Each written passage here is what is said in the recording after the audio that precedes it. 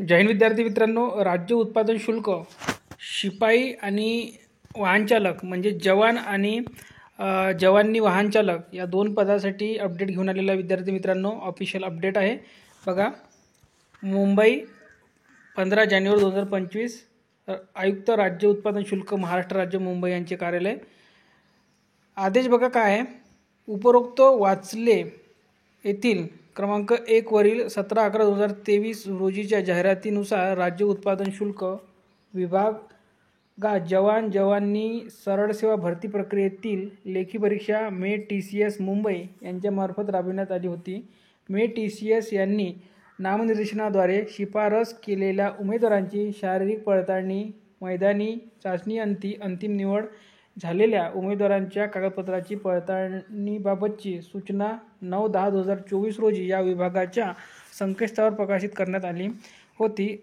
अंतिम निवड झालेल्या उमेदवाराच्या कागदपत्राच्या पडताळणी विभागीय उपआयुक्त राज्य उत्पादन शुल्क यांच्या स्तरावर समिती गठीत करून ठाणे, पुणे, नाशिक, छत्रपती संभाजीनगर, नागपूर या ठिकाणी 11/10/2024 रोजी आयोजित केली होती. समितीकडून कागदपत्र पडताळणीचा अहवाल प्राप्त झाल्यानंतर पात्र उमेदवारांचे नियुक्ती आदेश वरील वाचा मधील क्रमांक 4 वरील 14/10/2024 अन्वये निर्गमित केले आहेत.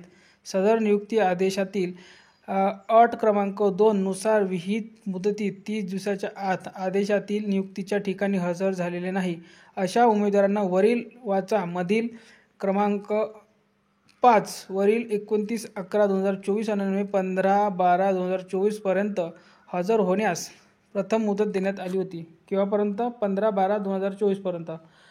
तर 26/12/2024 रोजीच्या आदेशान्वये 31/12/2024 पर्यंत नियुक्तीच्या ठिकाणी हजर होण्यास दुसऱ्यांदा अंतिम मुदत वाढवून देण्यात आली होती. तसेच विहित मुदतीत नियुक्तीच्या ठिकाणी रुजू हजर न होणाऱ्या उमेदवारांचे नियुक्तीचे आदेश आपोआप रद्द होऊन त्यांच्या कोणत्याही परिस्थितीत पुन्हा पुनर्नियुक्तीसाठी विचार करण्यात येणार नाही याबाबत संबंधितांनी नोंद घेण्याचे कळविले होते.